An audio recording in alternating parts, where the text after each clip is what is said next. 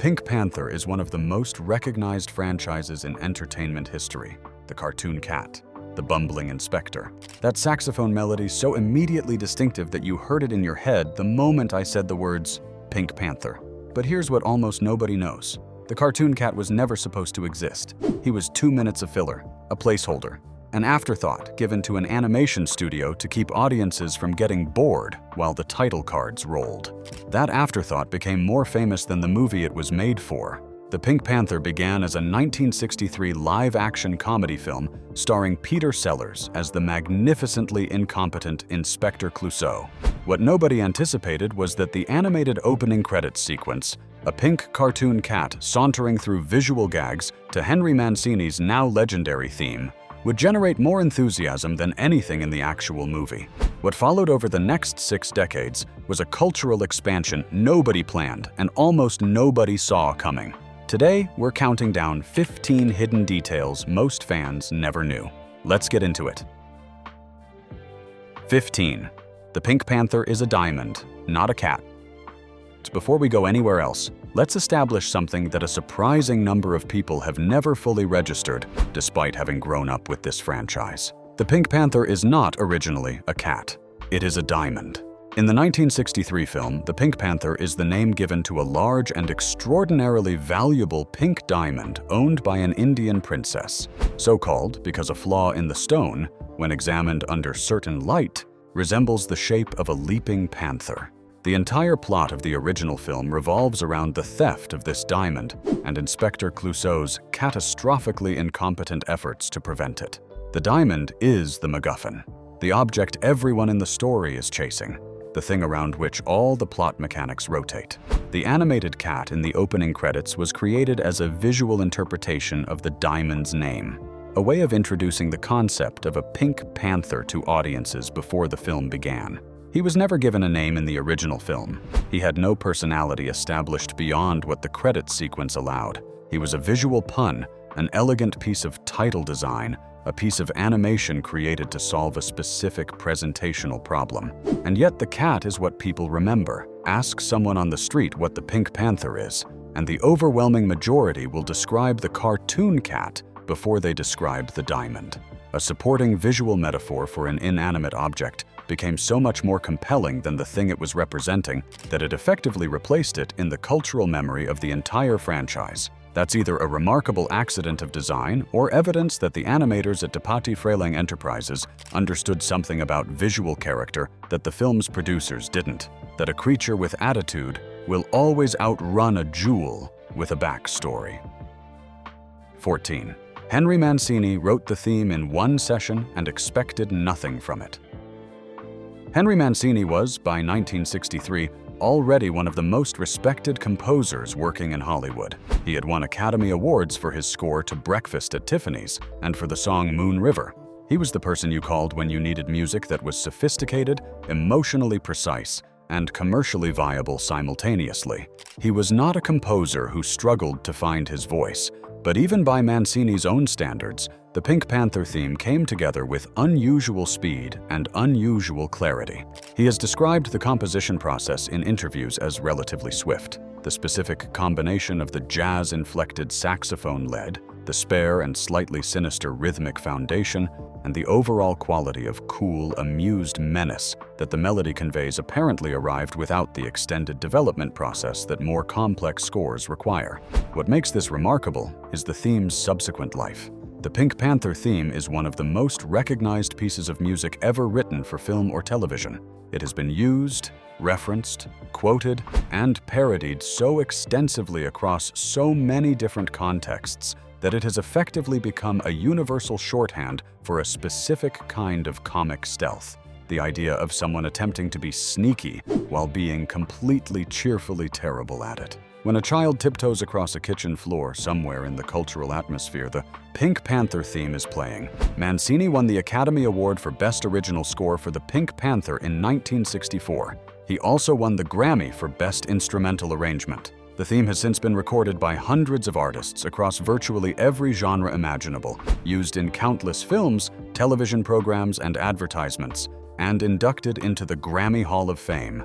A composer sitting down for one session to score a title sequence produced what became, arguably, the single most culturally durable piece of music he ever wrote. The pieces of work we expect the least from sometimes carry the furthest. Mancini would have understood that better than most. 13. Peter Sellers almost wasn't in the film.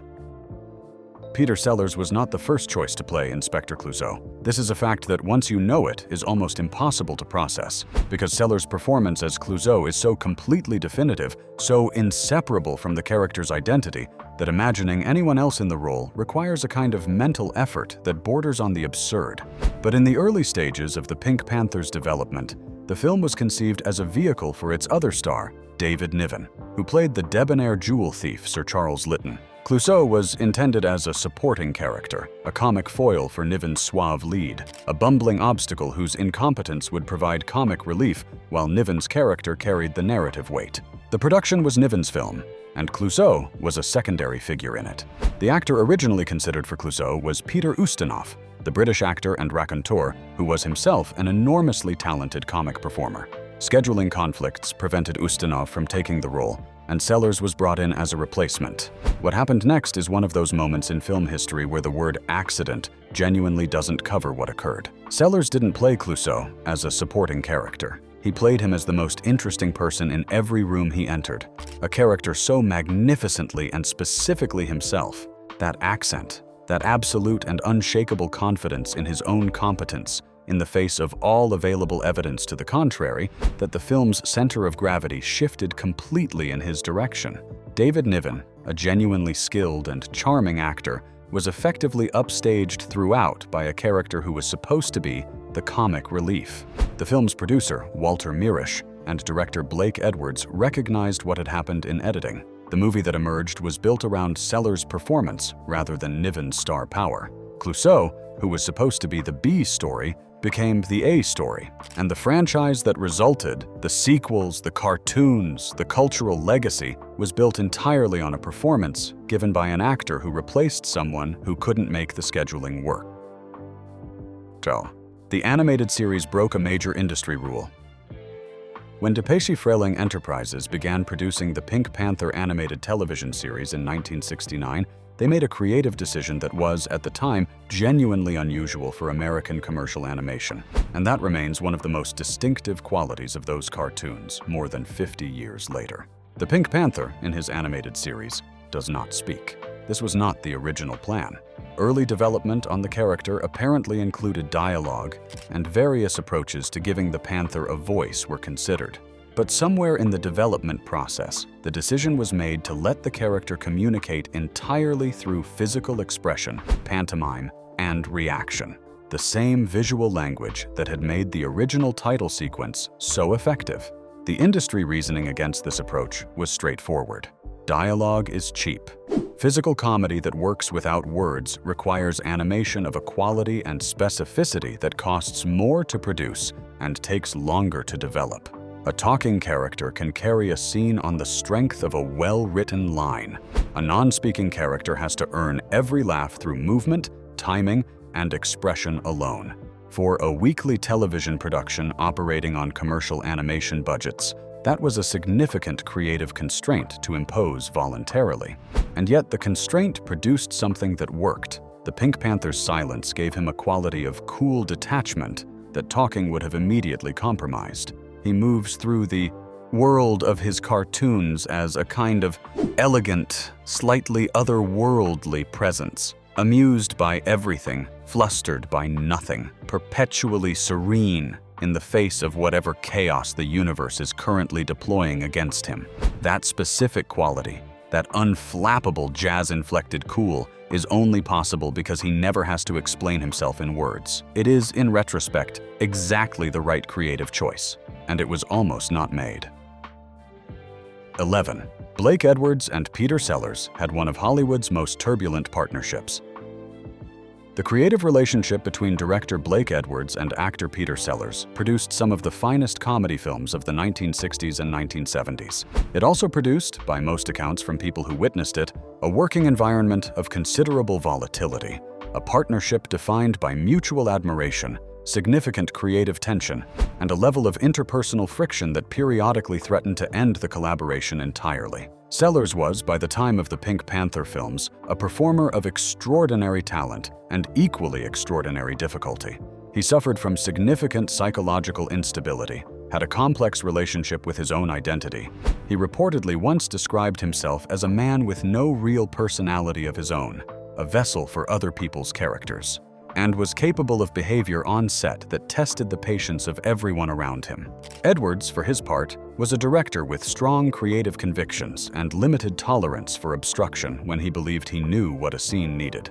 They fell out seriously after the first two Pink Panther films. Sellers made A Shot in the Dark with Edwards in 1964, and the relationship then effectively collapsed for nearly a decade. In the intervening years, Edwards attempted to continue the Clouseau character without Sellers in a 1968 film called Inspector Clouseau, using Alan Arkin in the lead role. The film performed poorly and made clear what the earlier success had implied, that Clouseau without Sellers was a costume without a person inside it. The reconciliation, when it came, was driven by commercial logic on both sides. The return of the Pink Panther in 1975 reunited Edwards and Sellers and became one of the highest-grossing films of that year. They went on to make 3 more Pink Panther films together before Sellers' death in 1980. The partnership that had seemed permanently broken produced, in its second phase, some of the most beloved entries in the franchise. What the Edwards-Sellers relationship demonstrates, in the end, is that the most productive creative pairings are not always the most comfortable ones. The friction between two strong artistic personalities, properly channeled, can produce work that neither would have reached alone. The key word there is channeled. Edwards and Sellers managed it, imperfectly and intermittently, well enough to make something that lasted. 10. Clouseau's accent was entirely invented. Inspector Clouseau speaks with one of the most recognizable accents in film comedy history. That specific French inflection, the particular way certain consonants are approached and certain vowel sounds are broadened, the musical quality of a man who is deeply French in a way that seems to transcend any specific regional origin. It was entirely fabricated by Peter Sellers. Sellers was not French. He did not have extensive French coaching for the role, at least not in any way that the historical record documents comprehensively. What he had was an extraordinary ear for phonetic mimicry and an instinct for finding the comedic potential in the gap between how a person sounds and what they are trying to say. The Clouseau accent is not a realistic French accent. It is a heightened, internally consistent comic construction, a version of Frenchness that is funnier than reality, while remaining just close enough to reality to feel plausible. The specific quality that makes it work is its absolute consistency. Sellers never wavers, never drops into something more naturalistic, never lets you see the English actor underneath the French inspector. The commitment is total, which is what elevates it from impression to character. An impression shows you what someone sounds like. A character makes you forget there's an actor doing it. Linguists and phonetics researchers have, in the decades since the films were made, analyzed the Clouseau accent with some care. The consensus is roughly that Sellers constructed something based on Parisian French phonetics, but modified through a British actor's interpretation of those sounds. Not quite how a French person speaks, not quite how an English person imitates French, but a third thing that exists only in the space between those two, a completely invented language, fluent in nothing, immediately recognizable as exactly itself. 9. The original film was a box office surprise that caught everyone off guard. When The Pink Panther was released in the United States in March 1964, the expectations surrounding it were solid but not extraordinary. It was a reasonably budgeted studio comedy with a good cast and a respectable director. The kind of film that was expected to perform competently, recover its costs, and move on. It did considerably more than that. The Pink Panther was a significant commercial success, performing well above studio projections and generating the kind of audience enthusiasm that translates into extended theatrical runs and genuine word-of-mouth momentum. Critics were largely positive. Sellers received particular attention for a performance that reviewers recognized, even in that first viewing, as something unusually committed and unusually funny. But here is the detail that most accounts of the film's reception don't emphasize enough. The audience response that most surprised the studio was not to the film's comedy sequences or to Sellers' performance or to the heist plot mechanics. it was to the opening credits.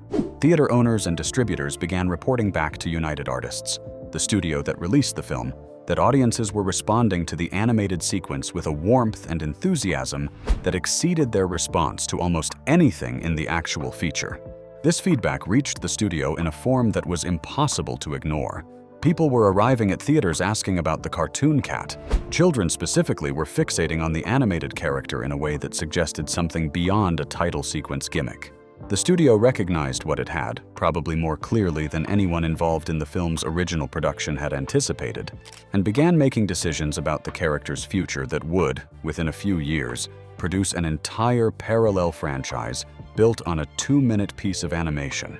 The lesson the studio took from this was about paying attention to what audiences actually respond to, rather than what you expect them to respond to.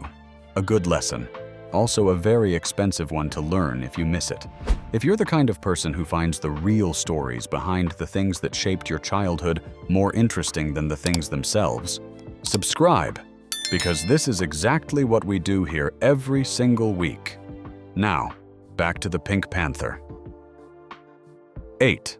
Friz Freleng brought Looney Tunes DNA to the cartoon. The animated Pink Panther that audiences fell in love with was produced by De Patey Freleng Enterprises, a production company co-founded by Friz Freleng, one of the legendary directors from the golden age of Looney Tunes at Warner Brothers. And understanding who Freleng was and what he brought to the project explains a great deal about why the animated Pink Panther looks and moves and feels the way it does. Freleng had spent decades at Warner Brothers directing cartoons that were, in the judgment of most serious animation historians, among the finest produced during the medium's golden age. He directed many of the definitive Bugs Bunny cartoons, created Yosemite Sam specifically because he wanted a Bugs antagonist with more genuine menace than Elmer Fudd, and developed a reputation for timing and visual elegance that set his work apart even within a studio full of exceptional directors. When Warner Brothers closed its animation division in 1963, the same year the Pink Panther film was released, Freleng found himself effectively at liberty, and he co-founded De Patey Freleng with David H. De Patey specifically to continue producing animation independently.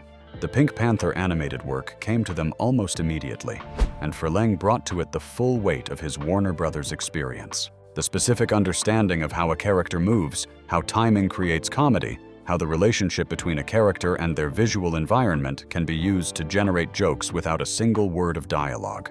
The Pink Panther cartoon is, in a very real sense, a Looney Tunes cartoon with different characters and a jazz. Score. The comedic grammar, the way physical situations escalate, the specific quality of the Panther's reactions to the world around him, the visual elegance of the staging, carries the fingerprints of decades of work in a tradition that Freleng helped define. What looks like a fresh creative invention was built on a foundation laid over 30 years of prior work. That foundation is why it holds up. 7. The franchise survived Sellers' death through one of Hollywood's more unusual decisions. Peter Sellers died on July 24, 1980, at the age of 54. There were unfinished elements and unreleased footage from various productions remaining in the studio's possession, and the question of what to do with the franchise in his absence was immediate and genuinely difficult. Blake Edwards' solution remains controversial.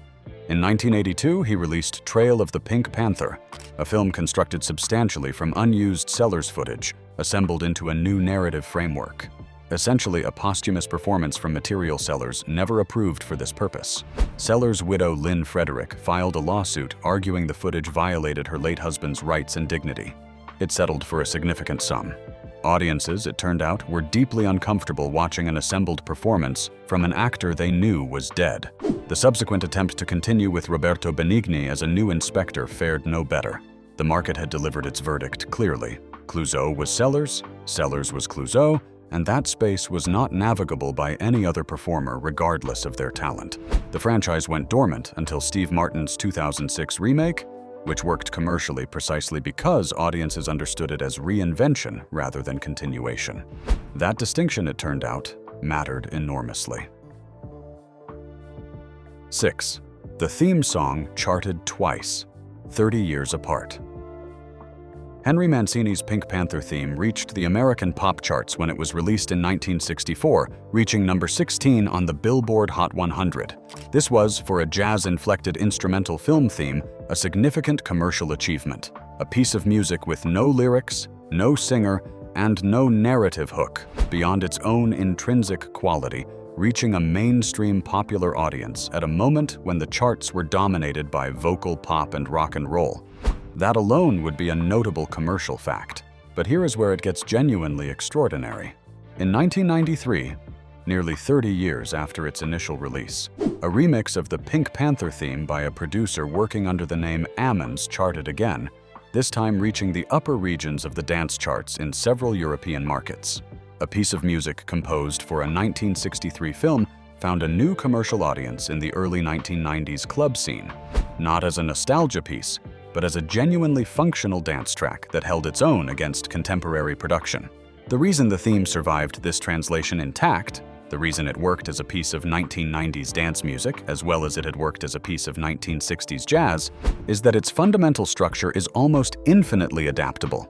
The melody is distinctive enough to be instantly recognizable, but its harmonic and rhythmic foundations are flexible enough to absorb different production approaches without losing their identity. You can play the Pink Panther theme on a full orchestra, on a single saxophone, in a dance club at midnight, or in a children's music class, and it remains immediately and completely the Pink Panther theme. That kind of structural resilience in a melody is not common. Mancini wrote something that turned out to be architecture rather than decoration, built to carry weight across contexts and decades rather than to serve a single moment in a single film. 2 chart appearances, 30 years apart. The second one was probably more surprising than the first. 5. The cartoon cat has no official name. Here is a detail that genuinely surprises most people. The animated Pink Panther, the character who has appeared in hundreds of cartoons, on billions of pieces of merchandise, and in the cultural consciousness of multiple generations, has no official name. He is credited in his cartoons as the Pink Panther. He is referred to in studio documentation and licensing materials as the Pink Panther. He has never, across more than 60 years of official franchise history, been given a personal name by any official source. This is, in the context of commercial animation, genuinely unusual. The animation industry's instinct is almost always to name characters. Names create personality, enable merchandise categories, facilitate marketing copy, and give audiences a specific point of identification. Bugs Bunny has a name. Daffy Duck has a name. Every major animated franchise character has a name because a name is one of the primary tools through which character identity is constructed and communicated. The Pink Panther's namelessness is, in retrospect, one of the more interesting creative decisions in the franchise's history, even if it was less a decision than a default. Not having a name keeps the character slightly abstract, slightly archetypal. He is the Pink Panther, the representative of a concept rather than an individual with a personal history. That abstraction contributes to the same quality of cool detachment that his silence produces. He doesn't speak. He doesn't have a name. He simply exists, elegantly and on his own terms, in whatever situation the cartoon has placed him. There is something almost philosophically appropriate about that for a character who began as a visual metaphor for a jewel. Diamonds don't have names either. 4. Inspector Clouseau was based on a real person. Inspector Clouseau, the magnificently incompetent French detective whose absolute confidence is matched only by the spectacular consistency of his failures, was not conjured from pure invention. According to Blake Edwards, the character was inspired by a real person, a French businessman whose combination of complete self-assurance and complete obliviousness to his own limitations struck the director as both maddening and deeply comic. Edwards described someone who moved through the world utterly convinced he was competent, charming, and perceptive, a conviction entirely disconnected from any supporting evidence. Wrong about almost everything, confident about all of it. Edwards found him infuriating, then realized the gap between the man's self-image and reality was the funniest thing he'd encountered in years. That gap is the entire engine of Clouseau's comedy. He is never in on the joke. He investigates crime scenes while destroying them. He conducts interrogations that tell him nothing while telling everyone else exactly who he is. A man at war with reality, consistently losing without ever noticing the score. Edwards took one real, maddening human being and built a defining comic creation around him. The best raw material for comedy rarely comes from invention. It comes from paying attention to the people directly in front of you. 3. The franchise generated more revenue from merchandise than from films. By the 1980s, the Pink Panther had become one of the most commercially licensed images in the entertainment industry, appearing on clothing, housewares, toys, and stationery, in quantities that generated revenue streams considerably larger than anything the theatrical films were producing. The cartoon cat created as title sequence filler was, by any commercial measure, the most profitable element of the entire franchise. The trajectory from throwaway animation to licensing juggernaut was steeper and faster than most, driven by 3 things: visual simplicity, color distinctiveness, and remarkable adaptability across different product contexts. The character's pink color alone was a licensing asset of unusual value. Warm, distinctive, neither aggressive nor passive. It was recognizable at a distance and reproduced reliably across different materials and manufacturing processes.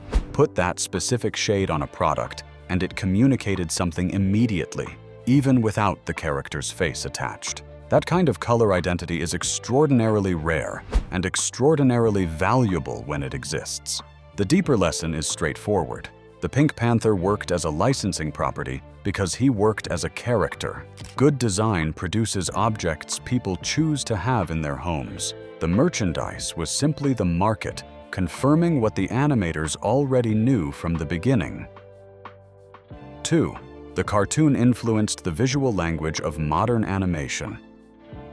The Pink Panther animated series, running from 1969 through the 1970s and beyond, was not produced with the resources of a major studio animation department. DePatie Freleng was an independent production company working with television budgets and television schedules, the kind of constraints that, in commercial animation of the period, usually produced work that was functional rather than beautiful, efficient rather than inventive. What the Pink Panther cartoons achieved within those constraints was disproportionate to their budget in ways that animation historians have noted with increasing appreciation over time. The design aesthetic, that clean, modernist visual language, the bold, flat colors, the elegant simplicity of the character's form, was not a concession to budgetary limitation, but a genuine aesthetic choice, influenced by the graphic design sensibilities of the 1960s and applied with considerable skill and consistency.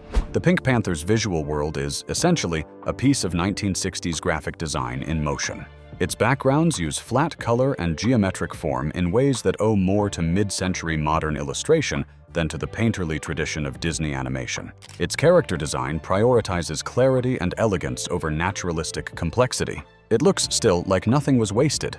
Every element on screen is there because it needs to be there. This aesthetic influenced the generation of animators and designers who grew up watching these cartoons and went on to shape the visual language of animation in the 1980s and 1990s. The clean line, the bold color, the willingness to leave visual space empty rather than filling it with detail. These are principles that run through decades of subsequent animation work, and that can be traced, in part, back to choices made in the Pink Panther cartoons under the pressure of tight budgets and tight schedules. Constraints, once again, producing quality that unlimited resources might never have demanded. 1. The Pink Panther proves that the best things are often made by accident. Stand back from everything: the films, the cartoons, the theme song, the 60 years of cultural presence, and look at what the Pink Panther actually is at its origin. It is a 2-minute piece of animation made to fill a title sequence, a character created not because anyone had a vision, but because a film needed something to play over its opening credits.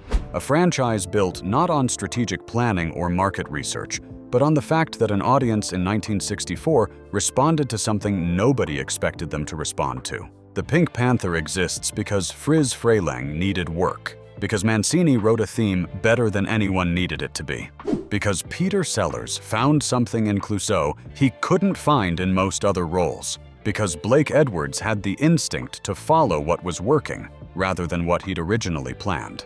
None of them were executing a master plan. They were doing their jobs, and the accumulated result lasted longer than any of them could have anticipated. The cartoon cat was supposed to be filler. He turned out to be the point. Some accidents are better than anything you could have planned. The Pink Panther is proof. The Pink Panther turns 62 years old in 2025. And what's remarkable is not simply that it has survived. Plenty of franchises survive through inertia and brand recognition and the commercial logic of nostalgia. What's remarkable is that the original animated character, watched today for the first time by someone who has never seen him before, still works, still lands, still produces that specific quality of amused delight that audiences in 1964 felt watching a 2-minute title sequence. That staying power is the product of genuine craft applied without ego to a job that most people in the industry would have treated as beneath their full attention. Friz Freleng didn't make a lesser version of his work because it was a title sequence. Mancini didn't write a lesser piece of music because it was background to animation. The people who made the Pink Panther what it is brought everything they had to something nobody expected to matter. That is worth remembering the next time you have a small job in front of you. The Pink Panther started as a small job. Someone decided to do it exceptionally well anyway. And here we are, 60 years later, still watching a pink cat saunter through the world to the sound of a saxophone, completely at ease, completely in control, entirely his own. What's your earliest Pink Panther memory?